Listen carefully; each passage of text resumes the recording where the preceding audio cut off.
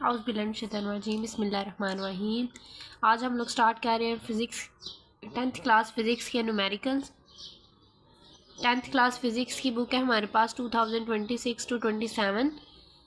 इसका chapter number 10 है जो हमारे पास थर्मल फ़िज़िक्स, उसके न्यूमेरिकल प्रॉब्लम्स देखते हैं हम।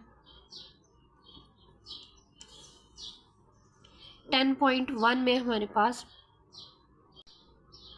A metal rod of length 1 meter expands by 0.0 meter when heated from 20 centidegree to 120 centidegree. Calculate its coefficient of linear expansion. ठीक है, अब इसमें हम लिखते हैं कि हमारे पास given that क्या है। तो जो सोल्यूशन हम लिखेंगे जी, सोल्यूशन हमारे पास क्या आ रहा है, इसमें लिखते हैं गिवन दैट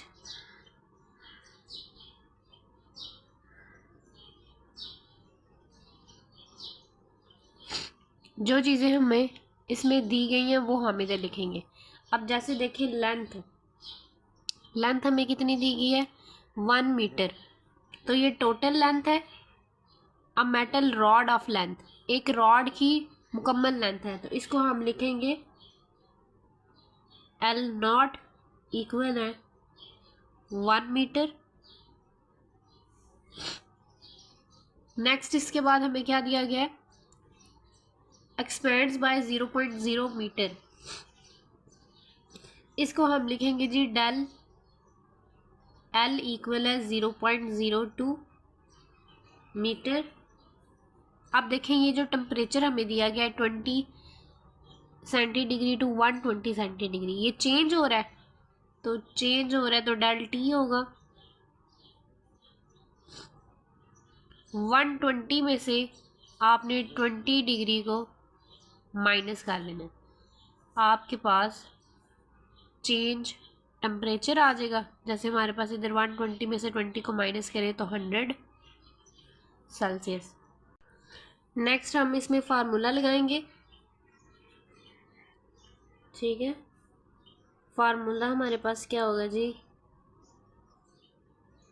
फार्मूला जो हम इसमें यूज़ करेंगे वो है हमारे पास अल्फ़ा इक्वल है del L over L not del T. अब इसमें हमारे पास हमने ये अल्फ़ा को फाइंड करना था, ये हमारे पास क्या है कोफिशिएंट ऑफ लीनियर एक्सपेंशन। तो अब इधर हम वैल्यूज़ पुट करेंगे। डेल L की वैल्यू क्या थी हमारे पास 0.2, तो इधर हम लगाएंगे 0.02 सॉरी। नेक्स्ट हमारे पास L नॉट की वैल्यू क्या है 1, डेल टी मल्टीप्लाई हो रहा है इसके साथ, तो डेल टी हमारे पास क्या है 100। अब देखें इसको हम मल्टीप्लाई करें 1 को 100 के साथ तो 100 ही आएगा, 0.02। अब इसको मल्टीप्लाई करें तो हमारे पास आ जाएगा 100। अब देखें इन दोनों को डिवाइड करें तो हमारे पास क्या आएगा, ये देखें मैं कैलकुलेटर में करके दिखाती हूँ आपको। ये हमारे पास 0.02, इसको डिवाइड करते हैं 100 पे, ये देखिए क्या आ रहा है 2 की पावर -4। इसको लिखेंगे किस तरह से, ये हम लिखने लगे हैं इसको इधर 2 मल्टीप्लाई 10 की पावर -4, और इसका ऐसा यूनिट क्या होता है के इनवर्स। ये हमारे पास अल्फ़ा का आंसर आ गया, ठीक है। इन दोनों को डिवाइड करेंगे तो हमारे पास ये आए। आपके पास इस तरह से जब भी आएगा 2 ये लिखा हुआ है मल्टीप्लाई 10 की पावर -4, इसको इस तरह से आपने लिखना है हमेशा, ठीक है। नेक्स्ट 10.2 है हमारे पास, a container holds 1 litre of water at 20 centidegree, what will be its volume at 80 centidegree assuming water's coefficient of volume expansion is 2.1 multiply 10 की पावर -4 पर सेल्सियस है। तो हम इसमें करेंगे जी, हमने इसमें फाइंड करना है what will be its volume at 20 सेंटीडिग्री। तो आप इसको सॉल्व करते हैं। सबसे पहले न्यूमेरिकल्स में हमने वो चीज़ लिखनी होती है जो हमें दी गई होती है, ठीक है, जो स्टेटमेंट में हमें दी गई होती है, तो वो हम गिवन दैट में लिखते हैं। अब गिवन दैट में हमारे पास क्या है, ये देखें, ये जो हमारे पास है, अ container holds 1 litre of water. ये 1 लीटर उसका वॉल्यूम है, जिसको हम V0 लिखेंगे, जो कि शुरू में उसका वॉल्यूम है। तो ये किसके इक्वल है, 1 लीटर,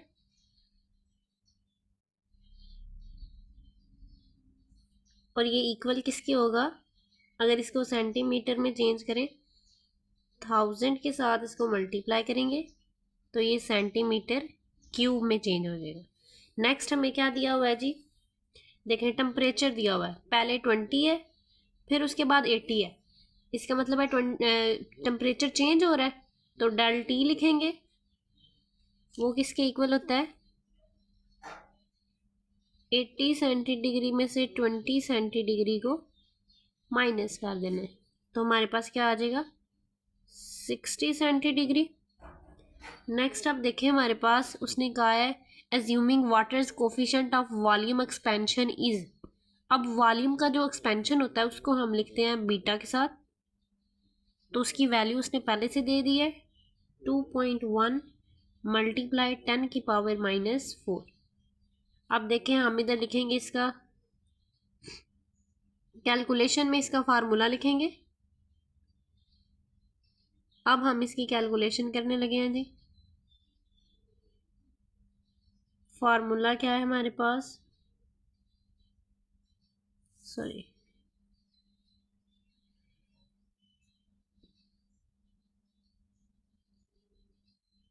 वो क्या है हमारे पास, V, वॉल्यूम फाइंड कर रहे हैं ना, V इक्वल है V0 1 plus beta del T.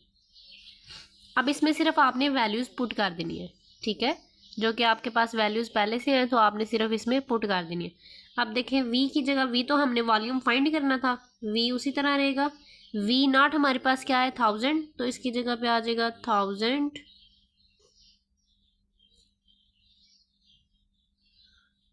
1 की जगह पे हम 1 लिखेंगे, प्लस बीटा की जगह पे क्या आ जाएगा, 2.1 मल्टीप्लाई 10 की पावर -4। अब देखें, डेल टी है जो, बीटा और डेल टी के दरमियान में कोई साइन नहीं है, इसका मतलब है ये भी मल्टीप्लाई हो रहे हैं, तो डेल टी का क्या है, 60,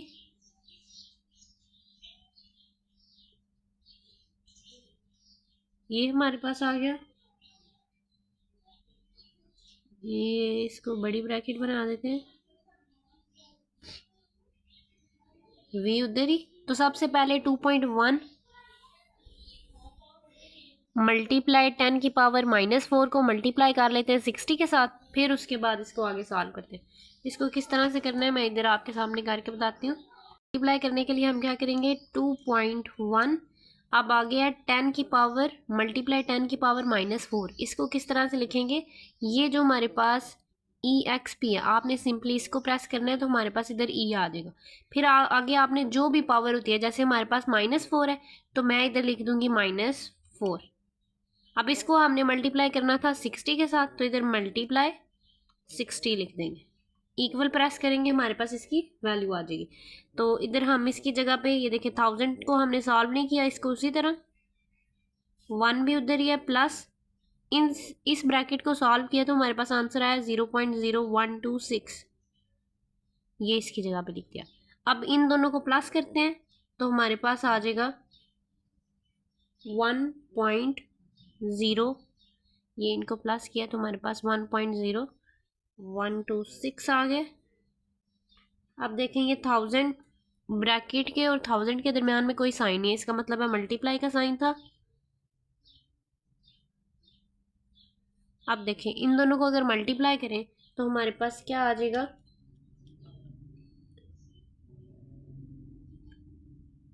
हमारे पास आंसर आ जाएगा इसका 12.6 सेंटीमीटर क्यूब। अब देखें इधर वॉल्यूम है तो इसलिए हमने इसको सेंटीमीटर क्यूब लिखना है। ये हमारा इसका आंसर है। नेक्स्ट हमारे पास है 10.3। इसमें a steel rod initially measures 2 metre at 20 centidegree if its coefficient of linear expansion is 1.2 multiply 10 की power minus 5 per Celsius. What will be its length at 100 Celsius? अब इसमें हमें उसने क्या कहा है कि आपके पास रॉड मेजर्ड, उसकी लेंथ हमारे पास L नॉट क्या है 2 मीटर, टेम्परेचर चेंज हो रहा है, पहले हमारे पास क्या था 20 फिर 100 डेल टी है, इसका मतलब है ये, इसको माइनस करेंगे इसका आ जाएगा। अब एक्सपेंशन, अब देखिए लीनियर एक्सपेंशन के लिए हम यूज़ करते हैं अल्फ़ा, तो इधर मैं आपको गिवन दैट में लिख के बताती हूँ कि हमारे पास गिवन दैट में क्या क्या चीज़ है। गिवन दैट, अब देखिए हमारे पास क्या है, एल नॉट है, लेंथ है 2 मीटर, इसका मतलब है एल नॉट हमारे पास क्या है जी 2 मीटर। नेक्स्ट हमारे पास जो टेम्परेचर चेंज हो रहा है डेल टी, वो हम लिखेंगे 100 माइनस 20, तो हमारे पास आ जाएगा 80 सेल्सियस। नेक्स्ट हमारे पास क्या है लीनियर एक्सपेंशन, इसका मतलब है अल्फा हमारे पास है 1.2 मल्टीप्लाई 10 की पावर माइनस 5। अब इसमें हम फार्मूला लगाएंगे डायरेक्ट, वो क्या है हमारे पास, हमने फाइंड इसमें क्या करनी है what will be its length, इसका मतलब है एल हमने फाइंड करना है, तो इसका फार्मूला है हमारे पास sorry L not 1 plus alpha del T. अब देखें ये एल की, ये तो हमने फाइंड करना है, बाकी इनकी जगह पे इनकी वैल्यूज पुट करते हैं, ये गिवन दैट में मैंने सारी लिख दी हैं। अब देखें एल नॉट हमारा किसके इक्वल है 2 के, तो इधर आ जाएगा 2, 1 की जगह पे 1 प्लस अल्फा की जगह पे हमारे पास क्या आएगा, अल्फा की जगह पे हमारे पास क्या आएगा 1.2 मल्टीप्लाई 10 की पावर माइनस 5, 1.2 मल्टीप्लाई 10 की पावर माइनस 5। अब देखें डेल टी भी तो इसके साथ मल्टीप्लाई हो रहा है, तो मल्टीप्लाई डेल टी हमारे पास क्या है 80। अब देखें अब 2 ये उसी तरह 1 भी उधर ही, पहले इसको मल्टीप्लाई करते हैं फिर आगे से सॉल्व करते हैं। 1.2 को अब मल्टीप्लाई करना है हमने, ये देखें पहले भी मैंने आपको बताया 1.2। अब देखें मल्टीप्लाई 10 की पावर माइनस 5 लिखना है ना, तो हम इसको एक दफ़ा प्रेस करेंगे, नेक्स्ट हमारे पास आ जाएगा पावर जो है माइनस 5 वो लिखेंगे, आगे मल्टीप्लाई 80 के साथ मल्टीप्लाई कर रहे हैं तो 80, ये हमारे पास 9.6 मल्टीप्लाई 10 की पावर माइनस 4 आ गया, तो ये हम इधर लिखेंगे 9.6 मल्टीप्लाई 10 की पावर माइनस 4 आ गया हमारे पास। इसको 1 में प्लस करेंगे फिर इसको मल्टीप्लाई कर देंगे 2 प्लस 1 करेंगे और मल्टीप्लाई करेंगे, प्लस 1 करें तो हमारे पास क्या आ जाता है 1.00096। अब इसको हमने 2 के साथ मल्टीप्लाई कर देना है, तो जब 2 के साथ मल्टीप्लाई करेंगे तो हमारे पास आ जाएगा, हमारे पास इसका आंसर आ जाएगा 2.00192 मीटर। ये हमारे पास एल का आंसर आ गया। ठीक है, सिंपल आपने लिखना होता है, इनमें गिवन दैट जो आपके पास वैल्यूज़ होती हैं फार्मूले में वैल्यूज़ पुट करके आपके पास सिंप्लीफाई करने के बाद आंसर आ जाता है। नेक्स्ट हमारे पास है 10.4। इसमें वो हमें क्या कह रहा है, a steel bridge expands by 5 centimetre on a hot summer day if the bridge originally spanned 100 metre, what is the temperature change. अब हमने इसमें क्या करना है, इसमें हम लिखेंगे इसको, अब देखें ब्रिज एक्सपेंड्स बाय 5 सेंटीमीटर, इसका मतलब है कि हमारे पास जो लेंथ है जो चेंज हो रही है, इधर मैं लिखूंगी गिवन दैट, ठीक है। तो डेल एल हमारे पास क्या है, 5 सेंटीमीटर। सेंटीमीटर को मीटर में चेंज करेंगे क्योंकि हमारे पास जो दूसरी लेंथ है वो मीटर में है, तो इसको भी मीटर में चेंज करना ज़रूरी है। तो हम इसके साथ करेंगे जी, इसको 100 पे डिवाइड करेंगे, 5 डिवाइड बाय 100, 100 के साथ डिवाइड करेंगे तो हमारे पास आ जाएगा 0.05 मीटर। अब ये मीटर में चेंज हो गया। नेक्स्ट हमारे पास है जी originally spanned bridge, originally spanned, इसका मतलब है एल नॉट है जो हमारे पास वो है 100 मीटर। अब इसमें हमने वैल्यूज़ लगानी है, जबकि हमें पता है कि हमारे पास जो लीनियर कोफिशिएंट होता है अल्फ़ा, वो किसके इक्वल होता है, 1.2 मल्टीप्लाई 10⁻⁵। किसी क्वेश्चन में ये खुद दिया होगा, अगर किसी में नहीं दिया तो आपको ये पता होना चाहिए कि लीनियर एक्सपेंशन किसके इक्वल होती है, क्योंकि ये पीछे जो हमने न्यूमेरिकल किया है उसमें हमें दिया हुआ था कि लीनियर एक्सपेंशन इज़ 1.2 मल्टीप्लाई 10⁻⁵, लेकिन इधर हमें दिया नहीं है लेकिन यूज़ होता है, तो ये आपको वैसे भी आना चाहिए। तो अब इसमें हमारे पास फार्मूला क्या है, फार्मूला हमारे पास डेल टी इक्वल है del L over alpha L not. तो इसमें वैल्यूज पुट करते हैं, जबकि डेल टी हमने फाइंड करना है ना, what is the temperature change, तो डेल टी हमने फाइंड करना है। तो अब डेल अल्फ़ा की जगह पे हम लगाएंगे 0.05, सॉरी डेल एल की जगह पे हमने ये वैल्यू लगाई, अब अल्फ़ा की जगह पे 1.2 मल्टीप्लाई 10⁻⁵। एल नॉट है आगे तो वो है हमारे पास 100। अब पहले इन दोनों को मल्टीप्लाई करते हैं, फिर जो आंसर आएगा उसको डिवाइड करेंगे। अब देखें इसको किस तरह से करना है हमने। पहले हमारे पास नीचे क्या है, 1.2 मल्टीप्लाई 10⁻⁵ मल्टीप्लाई हो रही है 100 के साथ, तो इसको लिखेंगे 1.2 -5 मल्टीप्लाई 100, तो हमारे पास ये आंसर आया। अब देखें हमने ये जो ऊपर है इसको डिवाइड करना है, नीचे वाला जो भी आंसर आएगा, जैसे ये हमारा आया तो इसको मैं करूँगी 0.05 डिवाइड जो आंसर आया मेरे पास, तो इसका मेरे पास आ गया 41.666। तो इधर मैं लिख सकती हूँ कि डेल टी, इसको मैं इधर करती हूँ, डेल टी हमारे पास किसके इक्वल आया है, 41.666। अब आपको पता है टेम्परेचर है तो इसको हम रिप्रेजेंट करेंगे सेल्सियस में, ये इसका हमारे पास आंसर आ गया। ठीक है, नेक्स्ट हम देखेंगे, नेक्स्ट हमारे पास how much heat is required to raise the temperature of a 2 kilogram iron bar from 20 centidegree to 100 centidegree, given that the specific heat capacity of iron is 450 joule kilo per gram, और इधर भी लिखा हुआ है जी kilo per kilogram, अब sorry gram नहीं है, पर किलो लिखा हुआ है। अब इसको, इसमें हमारे पास गिवन दैट है, गिवन दैट में हमारे पास क्या चीज़ है कि हमारे पास ये देखें उसने किलोग्राम मैस दिया हुआ है, गिवन दैट में हमारे पास मैस इक्वल है 2 किलोग्राम, तो इधर लिखेंगे एम इक्वल है जी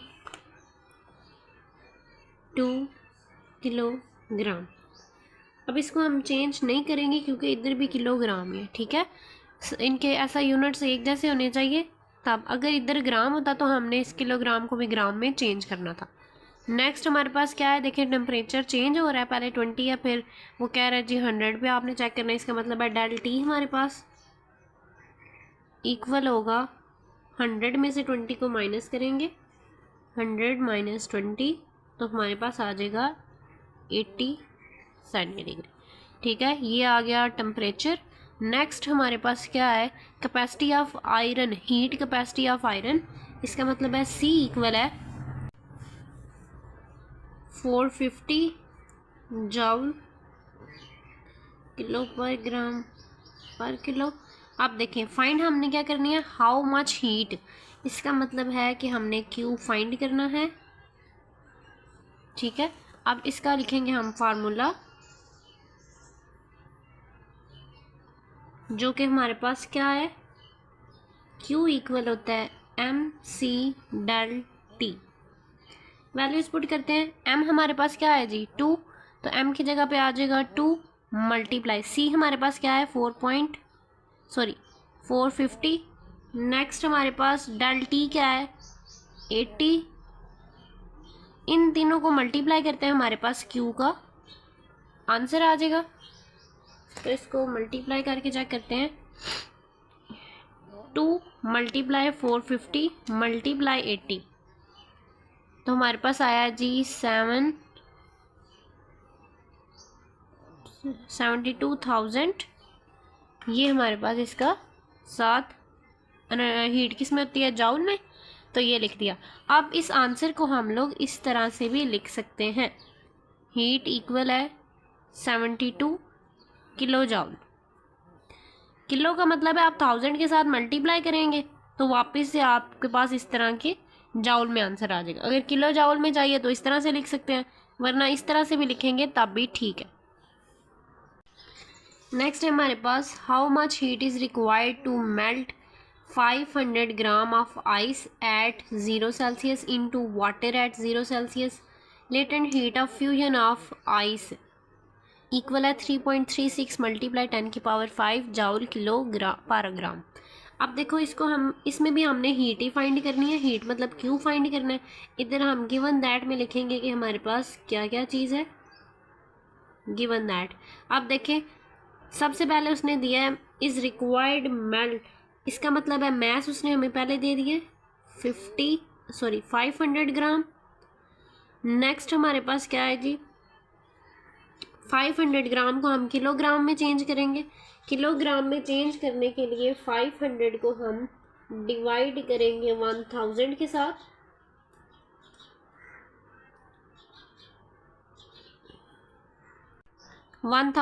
जब डिवाइड करेंगे तो हमारे पास आ जाएगा 0.5 किलोग्राम। ठीक है, क्योंकि हमारे पास जो दूसरी वैल्यू है वो भी किलोग्राम है, इसलिए हमने इस ग्राम वाले को किलोग्राम में चेंज कर दिया। वो किस तरह, 500 को डिवाइड किया 0.5 के साथ, 1000 के साथ डिवाइड किया, तो हमारे पास आंसर आया 0.5 किलोग्राम। अब नेक्स्ट हमारे पास है latent heat of fusion of ice. इसको हम लिखते हैं, रिप्रेजेंट करते हैं LF के साथ, जो क्या हमारे पास 3.36 मल्टीप्लाई 10 की पावर 5 जूल किलो पर ग्राम। अब हम लिखेंगे फार्मूला, क्योंकि हीट हमने फाइंड करनी है, तो फार्मूला लिखते हैं। फार्मूला हमारे पास है Q इक्वल है MLF के साथ। M और LF की वैल्यू पुट करेंगे। जैसे कि देखें, मैथ्स हमारे पास क्या है 0.5 और LF क्या है 3.36। ये वाली वैल्यू अब मैं उधर पुट करने लगी। ठीक है, तो इधर आ जाएगा हमारे पास 0.5 मल्टीप्लाई करेंगे 3.36 मल्टीप्लाई 10 की पावर 5। अब इन दोनों को मल्टीप्लाई करते हैं और Q का आंसर आ जाएगा हमारे पास। तो इसको मल्टीप्लाई करके देखते हैं जी, 0.5 को मल्टीप्लाई करेंगे 3.36 माइनस नहीं है, 5 लगाएंगे सिर्फ, तो ये हमारे पास आंसर आया इसका 168,000। अब देखें, ये हमारे पास आया जूल में आंसर। पहले भी मैंने बताया आप इसको किलो जूल में भी लिख सकते। किलो जूल में लिखने के लिए क्या करेंगे, 168 किलो जूल। ठीक है, हमने सिर्फ क्या किया, 1000 के साथ डिवाइड किया है, तो हमारे पास किलो जूल आ गया। अगर आपने इस तरह से भी आप लिखेंगे तब भी आंसर ठीक है, अगर इस तरह से लिखेंगे तब भी आंसर ठीक है। नेक्स्ट हमारे पास इस चैप्टर का लास्ट न्यूमेरिकल है, calculate the heat required to completely vaporise 1 kilogram of water at 100 Celsius. Latent heat of vaporisation of water equal है 2.26 मल्टीप्लाई 10 की पावर 6 जूल किलो पर ग्राम। तो इसमें हम सबसे पहले लिखते हैं कि हमारे पास गिवन दैट क्या है। तो इधर हम लिखेंगे गिवन दैट,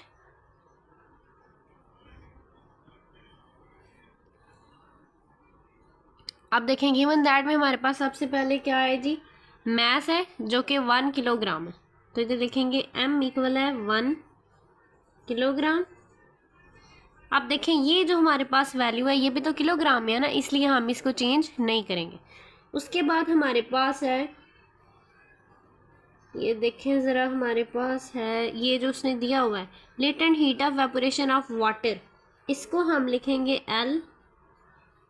वेपोरेशन है तो इधर V आ जाएगा, जो कि हमारे पास 2.26 मल्टीप्लाई 10 की पावर 6 जूल किलो पर ग्राम।